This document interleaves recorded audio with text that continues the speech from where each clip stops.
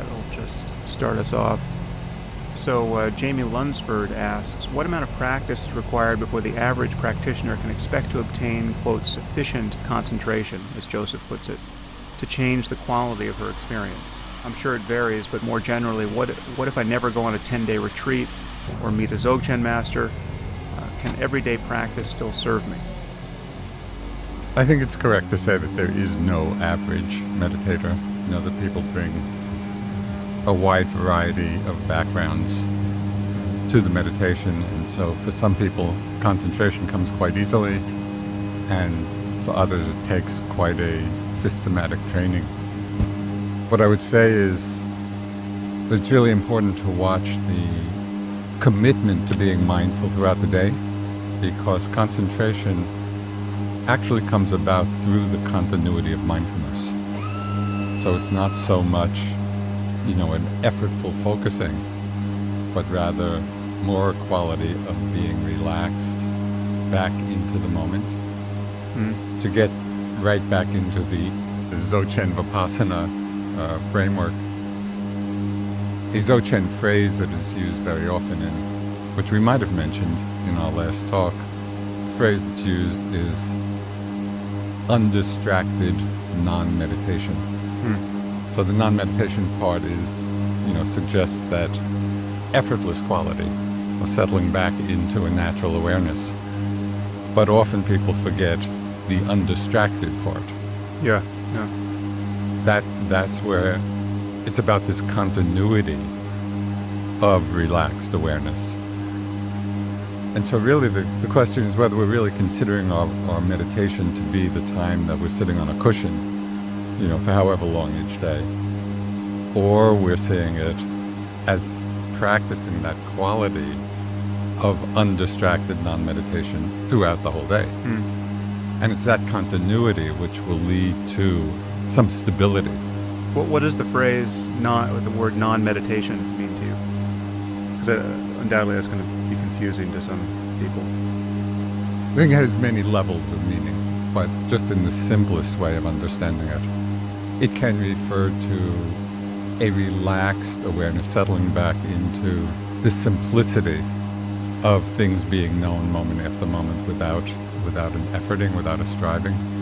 I think that's just the simplest way, of understanding it. I think in the Dzogchen context, it means abandoning subject-object focus too. That has the implication that you're not trying to fix attention on anything strategically.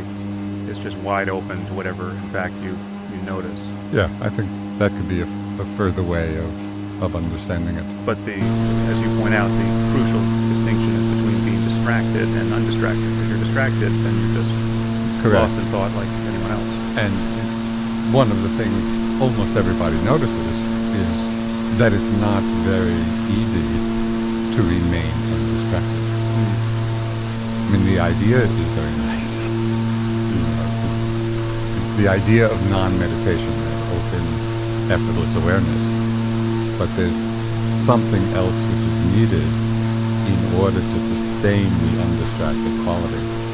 And you could call it recognition, you could call it remembering, you could call it settling back.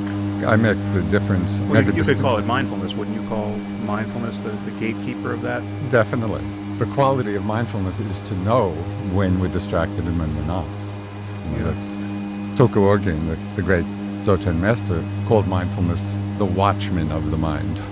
Another phrase that I like to use, especially when I'm teaching retreats, but it could be useful for anyone practicing in the course of their daily lives, is understanding the difference between being casual and being relaxed, in our attention, because often those two are confused. We hear the suggestion to be relaxed, and then before we know it, our attention has simply become casual. And in that quality, we find our minds getting distracted again and again. So there's certain impeccability that's needed.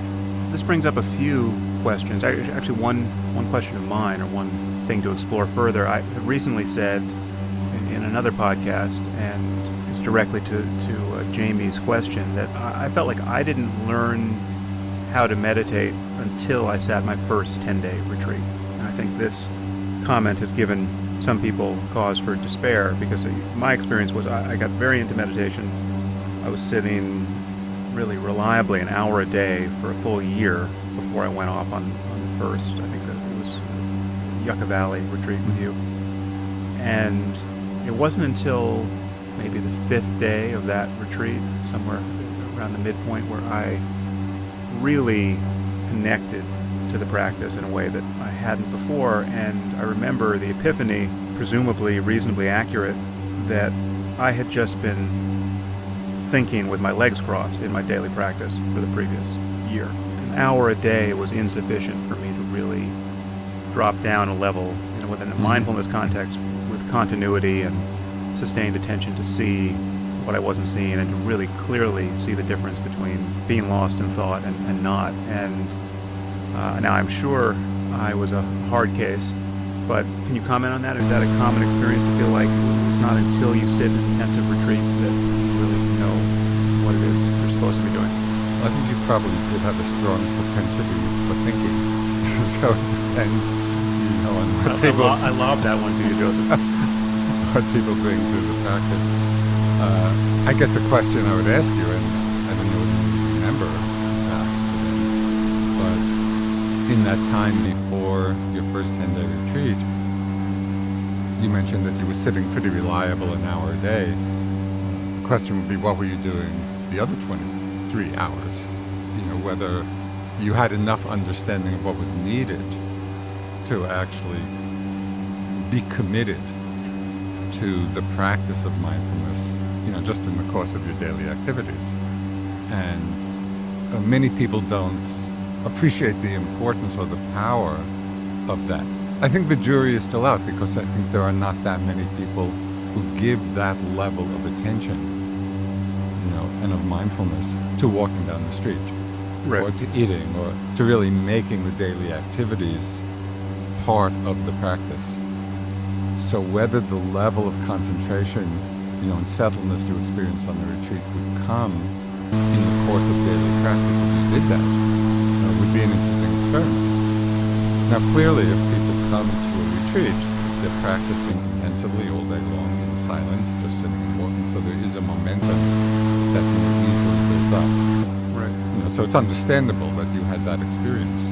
Actually, and a related experience was to discover sometime later that the walking meditation practice is every bit as deep as the sitting practice. I would imagine people also make that discovery rather often later, for whatever reason. And I don't know if that was in the same retreat or my next one, but at a certain point it just became very clear that the walking that I had been treating as kind of a break from the sitting, as a way of just rejuvenating the body, was truly profound. And so that's something. There are kind of layers of discovery, very simple ones at the beginning, where you notice that mindfulness is as available in every context as every other context, in principle. It's just not, it doesn't actually have to be framed by a sitting practice, though, again, the crucial difference between distraction and not distraction is the thing that always one has to notice. Yeah, I think that is a very important insight, and many people, it does take time for them to realize how profound the walking practice can be. But anybody who's listening to this podcast might take this understanding and in the course of their daily practice actually give more attention to the walking. And so one very helpful thing that I often suggest to people is, if you're doing a daily practice of an hour or however long it may be, to perhaps do the first 10 minutes of walking meditation and then sit. And that does two things. One, it settles the mind so that you drop into the sitting in a deeper place from having done the walking, and it begins to reveal the fact that the awareness can be as refined in the walking as in the sitting. Once we have that understanding, then in walking any place, we're walking down the street, we're walking from one room to another, once we really have the sense of what it means to feel the sensations of the movement in walking, we realize it takes very little effort, because we're walking anyway. There's nothing special to do. except to be feeling it. Then every step we take through the day can be a walking meditation, and that gives a chance for us to build the momentum that the person who sent in the question was asking about. There's more chance, of building up that level of stability even outside of a retreat. Right. Although, always a retreat is helpful. There's no doubt about that. But at a certain point, don't you feel that it's divorced from the principle of momentum? You seem to be suggesting that it's by dint of momentum that the experienced meditator has better daily meditation practice than the unexperienced one. Okay, so I think here this may harken back to our previous conversation. It's not that I have a bone to pick with you. I just No, falling back never. into these same ruts. I think given your predilection for the Dzogchen perspective, which, as you know, I have tremendous appreciation for also, I think it would be more useful in this conversation if you simply replace the word momentum with stability. Because for me, they're the same thing. Right, but I guess I'm trying to dig under that. It's not so much...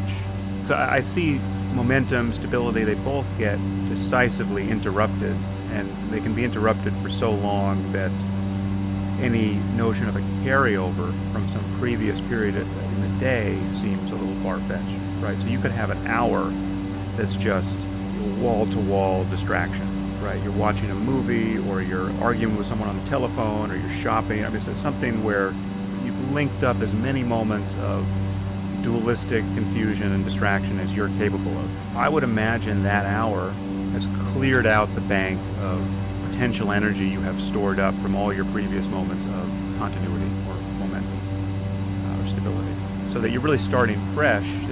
Get me to a moment where you're starting, you've had a period of total distraction, and now you just have to start fresh, and you're starting fresh with a period of sitting for the first time in 24 hours or even longer than that. I think that someone who knows what they're doing, knows what to look for, knows how to pay attention, has become sensitized to the difference between being lost in thought and being clearly aware. That person can very quickly move through to an experience of clarity and sustained mindfulness that it is like a skill that you've learned, which once you know how to play the piano, once you know how to ride a bike, you can actually start doing it. It's not like every time you get on the bike you fall off because you don't have enough momentum from your previous ridings. No, I think that's right. Yeah. So I guess it's a skill-based conception of what it means to be mindful rather than a storehouse of energy notion. I'm not denying that the momentum phenomenon is there. The stability phenomenon. Yeah, or the stability. But there is a sense of storing up energy when you link enough moments together. That's something you get, I think, especially on retreat, where the day at a certain point is really humming along, and it's not something one tends to feel unless one is practicing and sustaining. But I agree. I mean, with what you just said. I think there is another dimension in addition to having learned the skill and being able to access what that skill can bring more easily. The more practice one is in the skill. As you say, you don't have to struggle to know how to balance on a bike each time. Right. Like the mind drops right into it.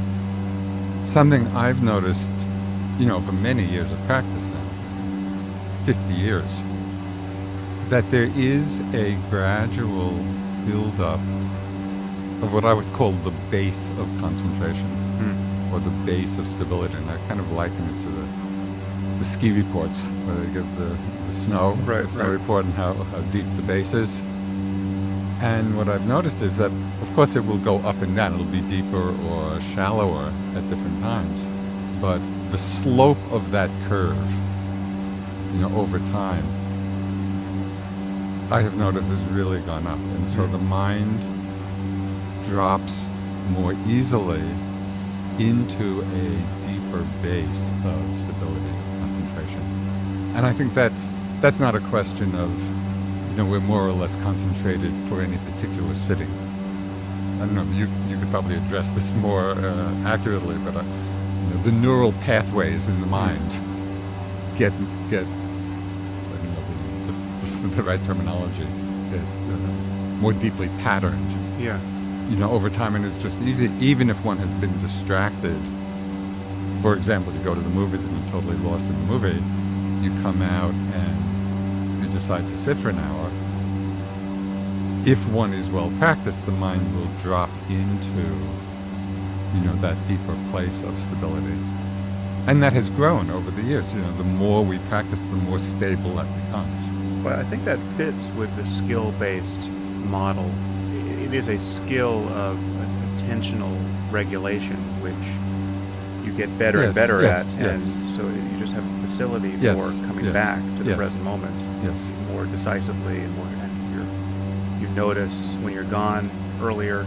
I also find that intense experience is a kind of mindfulness alarm now, and increasingly in a way that it isn't in the beginning of one's practice. So that when you're suffering, you can't suffer for very long without realizing that this is a problem for which you have a solution. And at that point, you're either willfully not using the solution, and indulging in some negative mind state, or you're cutting through the suffering and undermining it just as a matter of habit, and every moment going forward. Yeah, and I think one element of that habit, which for me has been a huge source of energy in the practice to cut through, in those moments of being caught up or, lost in some kind of suffering, is the quality of interest.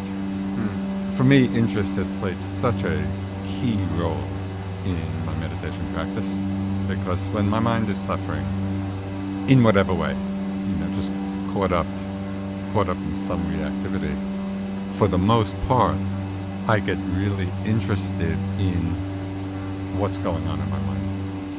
How is my mind getting caught? How am I feeding this? And that interest then provokes the attention, provokes the investigation.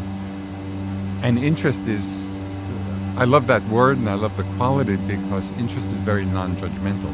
There's a tendency in the mind, I would say especially for people in the beginning of their practice, although this could go on for many years, is when we're involved in some kind of negativity or some kind of suffering, there can be a tendency to be self-judgmental or judgmental about what's arising.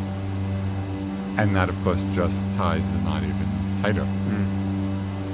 If there's the quality of interest, it's like we're removing that judgmental aspect, and it almost becomes, the mind becomes like it's this puzzle that we're trying to understand, that we're trying to untie the knots, and it gets very interesting.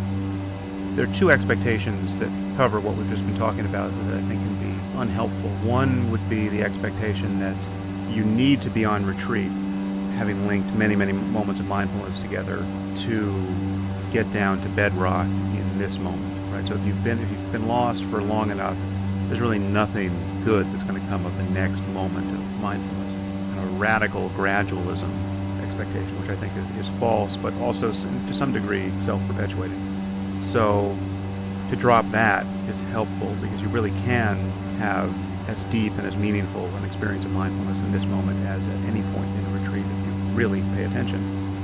The other is relevant to what you just brought up, the expectation that certain negative mind states shouldn't or won't come up any longer for you if you have any kind of mature meditation practice. So to feel, as you said, to feel that you really shouldn't be experiencing something and have a self-judgment added to the negative experience blocks the door to just becoming interested and cutting through it on the basis of just merely paying attention to the arising of this anger or fear or greed or whatever it is. Once you know to expect that many negative things will keep coming up, victory is in, at least in my view, or my stage of practice, victory is in the half-life of these things. Like how long are you an asshole for, right? And the difference between being angry for an hour and for 5 seconds And that is That- a huge that difference. is huge. It's just, an hour of sustained anger, given all that you're liable to say and do